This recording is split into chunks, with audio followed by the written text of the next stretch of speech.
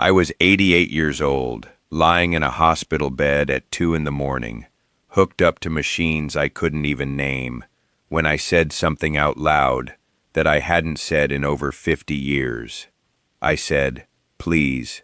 Not to a doctor, not to a nurse, not to my daughter, who was asleep in the chair next to me. I said it to God, a God I had spent half a century telling everyone, my wife, my children, my own father on his deathbed, did not exist. Now here's the thing. I'm not going to sit here and tell you I saw a bright light, or angels, or any of that. That's not what this is. What happened to me that night, and in the weeks after, was slower than that, quieter, and in some ways harder to explain than a miracle would have been. Because here's what nobody tells you about losing your faith, and I mean really losing it, not just skipping church on Sundays. When you convince yourself there's nothing on the other side, you don't just lose religion. You lose something you don't even notice is missing until you're old, and alone, and staring at a ceiling, wondering what the whole thing was for. I spent 50 years certain I had it figured out, certain that faith was for people too afraid to face the truth. And then, at 88 years old, in a hospital gown, I found out I was the one who'd been afraid the whole time. I'm going to tell you exactly what happened, what I said, what my daughter said back to me that changed everything, and what I now believe happens when this is all over. But first, let me tell you who I am, and why I spent 5 decades so sure I was right. My name is Walter. I'm 89 years old now. I grew up in a small town, the kind where everybody went to the same church whether they believed a word of it or not, because that's just what you did. I served in the United States Army when I was young, and I'll say this once, because it matters to the story, and then I'll leave it be. When you've seen what I saw over there, you come home a different man. Some men come home and hold on to their faith tighter than ever. I came home and let go of mine completely. I'll explain why in a minute. After the service, I built a life, married a wonderful woman named Ruth, raised 3 children, worked 38 years as a machinist, retired, buried my wife, and figured I'd spend my last years exactly the way I'd spent the last 50, quietly certain that when it's over, it's just over. I was wrong, and it took a hospital bed at 88 years old to show me that. Let me take you back, 1959. I was 22 years old, home from the service about a year, and my best friend from childhood, a boy named Daniel who I'd known since we were 6 years old, got sick. Not old man sick, not the kind of sick I'm dealing with now. He was 23, and it was his heart, of all things. Nobody expected it. He went to bed one night and didn't wake up. Now, here's the thing. Daniel's mother was the most faithful woman I ever knew. She prayed every single day of her life. She used to tell me, when we were boys, that God had a plan for everybody, and that nothing happens without a reason. I stood in that church at Daniel's funeral, 22 years old, and I watched that woman, who had done everything right, who had prayed every day of her life, fall apart in the front pew. And I remember thinking, as clear as I'm talking to you now, if there's a God up there with a plan, this is a hell of a way to run things. That was the day something in me just closed, like a door shutting. I didn't announce it to anybody. I didn't stand up and declare myself an atheist. I just quietly decided, somewhere in the back of my mind, that either there was no one up there listening, or there was, and he didn't care. And to me, those two things amounted to the same conclusion. Praying was pointless. Here's what I want you to understand, though, because this is important. I didn't become an angry atheist. I didn't go around picking fights about it. I became something I think is actually more common and more dangerous in its own quiet way. I became a polite atheist. I still went to church with Ruth for the kids' sake. I still bowed my head at Thanksgiving. But inside I was just going through the motions, The way you might hum along to a song in a language you don't actually speak. For 50 years, that's who I was. A man performing belief while feeling absolutely nothing underneath it. And let me tell you, that's a strange way to live. Because it's not like being an honest atheist, where at least you're being true to what you think. I was lying every single Sunday. Lying to Ruth, lying to my kids, lying to myself, if I'm being honest, because some nights I'd lie awake and wonder if I actually believed nothing, or if I was just too proud to admit that a 22-year-old boy's grief had turned into an 80-year-old man's stubbornness. Now, I want to pause here and tell you something, because I think this is the part people my age need to hear the most. Losing your faith doesn't feel like losing anything. Not at first. It feels like clarity. It feels like you've finally taken off a pair of glasses that were making everything look distorted, and now you're seeing clearly for the first time. But here's the thing about that feeling. It's a trick. It's like when your foot falls asleep and you think it feels fine, until you try to stand on it. Let me give you an example.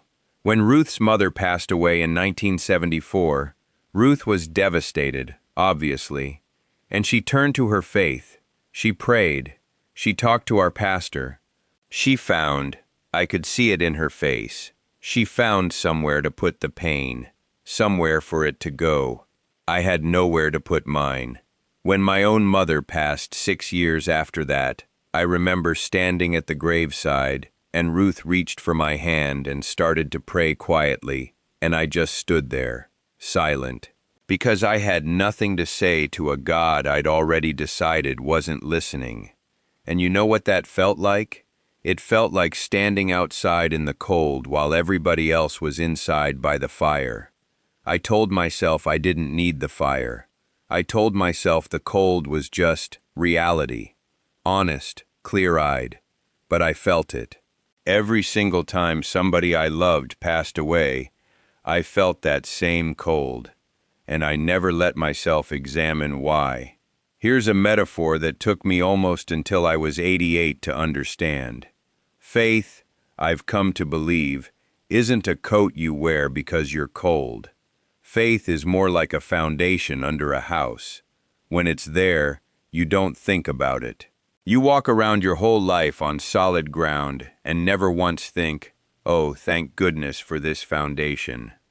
But when it's gone, when you've pulled it out from under yourself, you don't fall through the floor right away. The house still stands. For years, even decades, it looks exactly the same from the outside. But every storm that comes along, every loss, every hard season, puts a crack in it.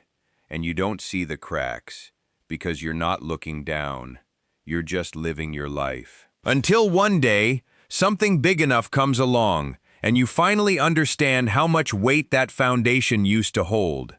For me, that something big enough came at 88 years old, in a hospital room, when the doctors weren't sure I was going to see the morning. But before I get there, let me tell you about my kids. Because this part still, to this day, is the part I regret the most. I have 3 children, 2 daughters and a son, and here's something I never told them until very recently. I actively, quietly discouraged their faith. Not with cruelty. I never once forbade them from going to church, never punished them for praying. I was subtler than that, and honestly, that makes it worse. I did it with little comments.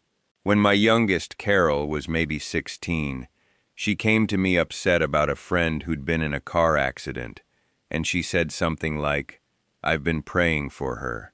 And I still remember this. It makes me ashamed even now. I said, "Well, that's nice, but the doctors are the ones who'll actually help her." I said it with a little smile, like I was being wise. Like I was protecting her from disappointment. I did that, in one form or another, for years. Every time faith came up, I'd offer some quiet, reasonable-sounding remark that, without ever saying, "God isn't real," taught my children that faith was something soft. Something for people who needed comfort more than they needed truth. My son David is 58 now, and a few years back he said something to me that I've never forgotten. He said, "Dad, I don't think I believe in anything, and I don't think you ever gave me a reason to." Now here's the thing that got me. I used to think I was raising my children to be strong, independent thinkers, not the kind of people who needed a fairy tale to get through hard times. But what David said to me made me realize something different. I hadn't raised strong children. I had raised children without a foundation, same as the one I'd quietly torn out from under my own house 50 years earlier. I had just passed the crack down to the next generation, like a bad habit or a family trait nobody talks about. That conversation with David sat with me for a long time, years actually. It didn't change my mind right then. I want to be honest with you about that, because I think it's important. I didn't have some big epiphany the day my son told me that. I just felt a weight, a heaviness I couldn't quite name. It wasn't until I was 88 years old, in that hospital bed, that the weight finally had somewhere to go. So let me take you back to where I started. 2 in the morning, hospital room, machines beeping in a rhythm I'd started to recognize, the way you learn the sound of a clock in a room you've slept in too many nights in a row. I'd had a bad turn with my heart, the kind of bad turn where the doctors use careful language with your family, the kind where they ask who has power of attorney. My daughter Carol, the same one I'd brushed off about praying for her friend 40 years earlier, was asleep in the chair beside my bed. She hadn't left in 2 days. And here's the thing about being that close to the end. I don't care how certain a man is about anything, politics, money, what happens after this life. There is something about lying in a bed at that hour, that alone, that strips all your certainty away like a coat of paint that was never really dry to begin with. I wasn't scared of dying exactly. That's not quite the right word. What I felt was something more like homesickness. Isn't that strange? A homesickness for something I didn't even believe existed. And in that moment, without deciding to, without even really choosing the words, I said it, out loud, in a whisper so I wouldn't wake Carol. Please. I didn't know what I was asking for. I wasn't asking to live, exactly. I think, if I'm honest with you, I was asking for permission. Permission to stop being so certain. Permission to be the man I was before that funeral in 1959. Permission to believe that Daniel's death and Ruth's passing and my mother's passing and every hard thing I'd survived actually meant something, instead of being 50 years of random, cold, meaningless accidents strung together with no thread connecting any of it. Carol woke up. I don't know if I made a sound or if she just felt it, the way you sometimes do with the people you love most, and she took my hand, same as Ruth used to do, and she said, "Dad, do you want me to pray with you?" Now here's the part that undid me completely. I looked at my daughter, 58 years old herself by then, a grown woman, a mother, a grandmother, and I saw, for just a second, that 16-year-old girl I'd brushed off about her friend in the car accident. And I thought about how, despite everything I'd taught her, without meaning to, about faith being soft and unnecessary, she still had hers. 50-some years of a father quietly chipping away at her foundation, and it had held anyway. And I said yes. I'm not going to pretend to you that I felt some enormous wave of certainty wash over me right then. That's not what happened, and if somebody tells you that's what happened to them, I'd want to ask them a few more questions. What happened was smaller than that and stranger. I felt, for the first time in 50 years, like I wasn't alone in that room. Not because of Carol, though God knows I was grateful for her, but something underneath that. Something I hadn't let myself feel since I was 22 years old, standing at a funeral, deciding the world was colder than it actually was. Now, I made it through that night. Obviously, I'm sitting here talking to you. And I want to be careful here, because I'm not interested in telling you that I now have all the answers.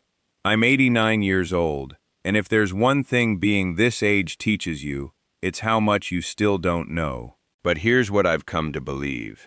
In the year or so since that night, I don't think faith is about being certain. I spent 50 years thinking that was the whole test. You either know there's something out there, or you're too weak to admit there isn't. But I don't think that's right anymore. I think faith is closer to what I felt reaching for Carol's hand that night. It's not about knowing. It's about being willing to ask please, even when you're not sure anyone's listening. It's about choosing to believe the crack in the foundation can still be repaired, even at 88 years old, even after 50 years of pretending the house didn't need one. I called David a few months after that hospital stay. I told him what happened, and I told him something I should have told him decades ago. I told him I was sorry. Sorry for every quiet, clever little remark I'd made when he was a boy that taught him faith wasn't worth having. He didn't say much, but a few weeks later he sent me a text, just a short one, saying he'd started going to church again with his wife. I don't know what that means for him, long term.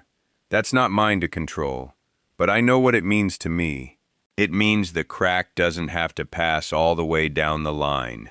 It can stop. I think about Daniel sometimes, still, my friend who died at 23. For 50 years, his death was the proof I carried around that nothing up there was listening. Now, I think about it differently. I think, maybe, his death wasn't proof of anything at all, except that we don't get to understand everything while we're still down here living it. And maybe that not understanding is supposed to be the thing that brings us together, instead of the thing that convinces us we're alone. So here's what I'd say to you, if you're watching this, and you're somewhere in that 50-year fog I was in. Maybe you lost somebody a long time ago, and it closed a door in you that you never really opened back up. Maybe you've been performing faith for your family's sake, the way I performed it for Ruth and the kids, without feeling a thing underneath it. Or maybe you're just proud, the way I was proud, and admitting you might have been wrong for half a century feels harder than facing whatever's coming next. Here's the thing I'd tell you. You don't need certainty to start. I didn't have it. I still don't have all of it, if I'm being honest with you. All I had, at 2 a.m, was one small word. Please, if that's all you've got too, I'm telling you, from a man who waited 50 years longer than he needed to, that's enough to start with. I'll leave you with this. My father, the day before he passed, told me something I didn't understand for 60 more years.